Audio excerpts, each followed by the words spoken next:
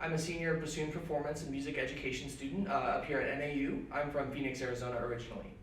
And I'm going to give you some tips for the 2020 all-region and all-state etudes. Make sure you have your music out because I'm going to be calling out measure numbers and specific things. So let's start with the first etude. So in this first etude, let's talk about what a staccato is versus not a staccato.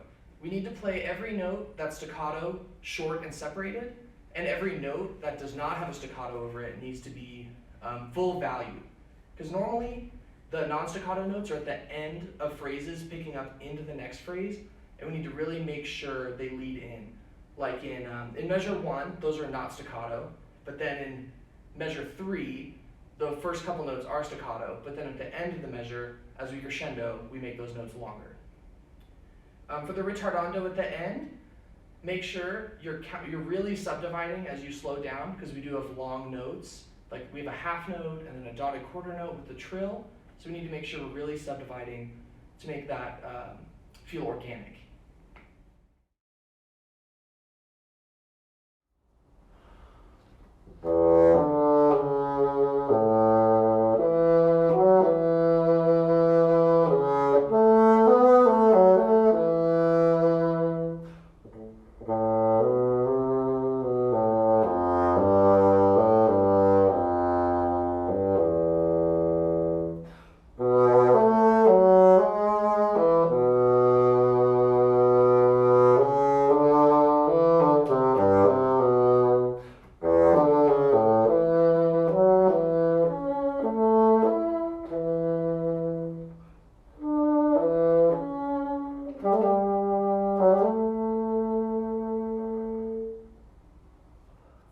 So with Etude 2, the first thing we need to talk about is the time signature. The time signature is 4/8, which is just, it's 4/4, it's similar, but the eighth note gets the beat instead of the quarter note.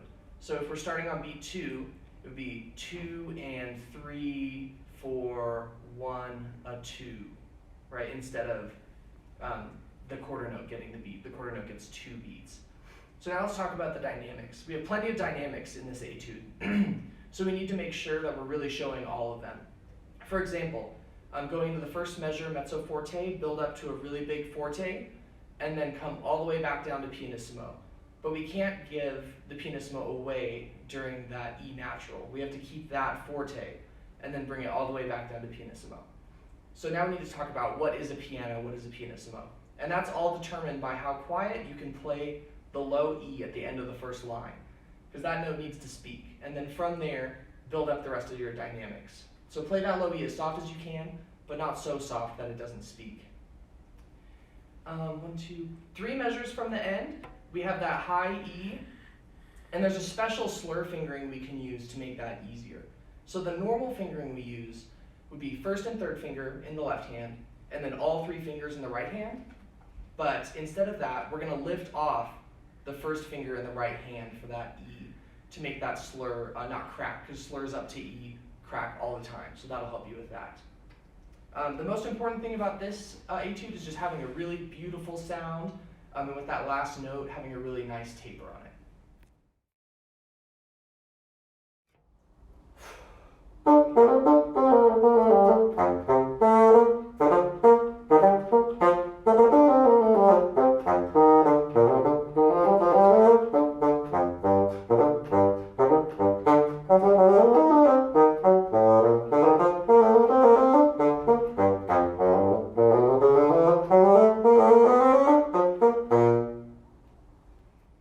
So the hardest part about etude number 3 is going to be switching between 6/8 and 2/4 every couple of bars. And the composer gives us a little cue above the first 2/4 that says 8th note equals 8th note, which means what it sounds like, the 8th notes are going to stay exactly the same. So we're going to be going 1, 2, 3, 4, 5, 6, 1 and 2 and 1, 2, 3, 4, 5, 6. So the eighth notes will stay the same, but the beat will change. So we just have to make sure we're subdividing to switch effectively. On most metronomes, this is difficult to practice because they'll put a really big pulse on the downbeat, but since the beat is changing, that pulse won't always be on the downbeat. So I set my metronome to the beat being 207 beats per minute, which is, if you do the math, the 69 times 3, it's 207 for every eighth note. And that way you can get constant eighth notes without those big pulses in random places when you switch between them. Let's also talk about how specific the articulation is in this etude. We have staccatos, we have sideways accents, we have a vertical accent, slurs everywhere. We need to make sure that with every note, we're very specific about how we're articulating it. Just like in the last etude, we have alternate fingering we can use to make things easier. So on the second line, right at the end of the second line, we have that high E flat, and we're going to use a slur fingering for that too, so it doesn't crack. So instead of the normal fingering, which would be first and second finger in the left hand, and then all three in the right hand, again, we're going to lift off the first finger in the right hand, so that doesn't crack. The most important parts of this etude are the articulation and getting those dynamic changes, and the rhythm going from 6/8 to 2/4.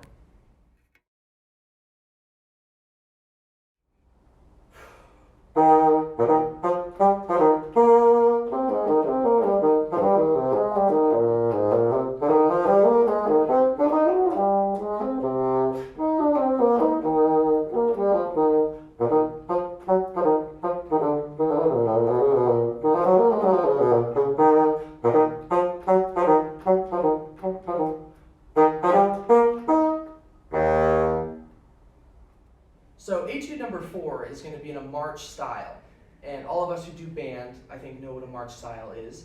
We're going to make all of the eighth notes short and cut the dots off of the quarter notes. So in that first measure, we're not going to play a full value dotted quarter note. We're going to shorten the end of it. It's like ba, ba bum, bum, bum, instead of holding that too long.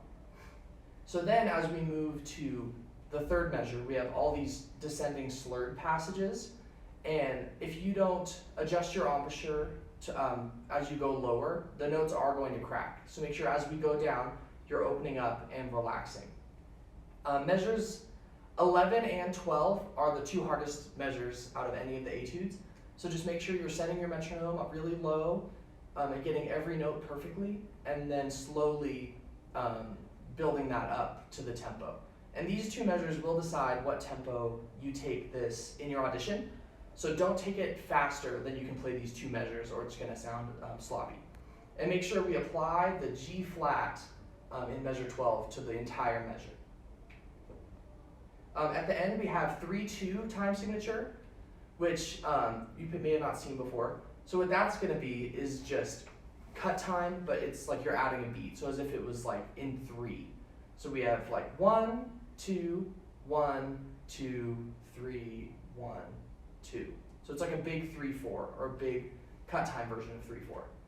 And let's make sure for our last note, we have a rich full note and don't play it super short. It needs to be full and resonate in the room.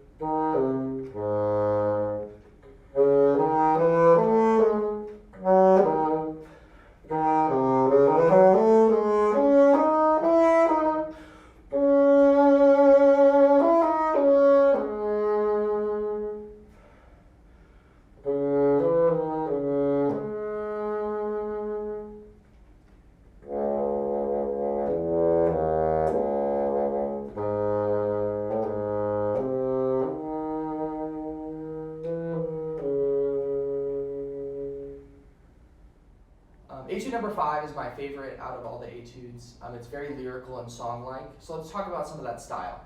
We want the grace notes to be pretty slow. We think of grace notes as being really fast, like if you've seen them in a march, but these have to be very lyrical and song-like. So don't play them too fast. And also the accents can't be too harsh. Within piano, we still have to have that beautiful sound, and accenting too hard will distort that beautiful sound. So the first measure of the second line, you have that accent right at the end of the bar.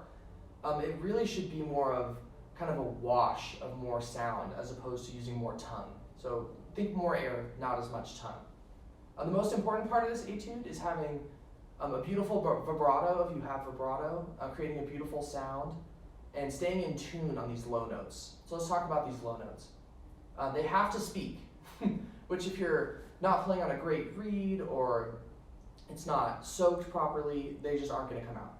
So we need to be checking before our audition, how soft can we play these notes without them cracking? And then that will determine the rest of your dynamics.